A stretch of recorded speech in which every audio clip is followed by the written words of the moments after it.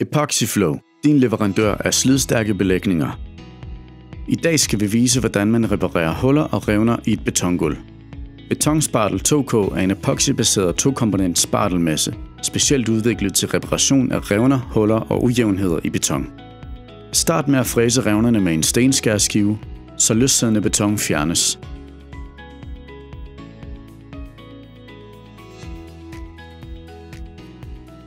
Støvsug derefter revnerne og hullerne. Bland base og hærder og påfør et jævnt lag betonspartel i revnen eller hullet ved hjælp af en spartelspade. Lad det hærde i ca. 2 til 4 timer.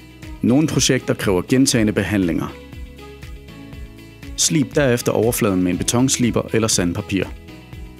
Betonspartel 2K kan bruges til gulv- og væggeoverflader. Det fungerer også udmærket til reparation i betonbassiner. Kontakt vores kundeservice for personlig support. Vores specialister hjælper dig gerne. Tak fordi du så med.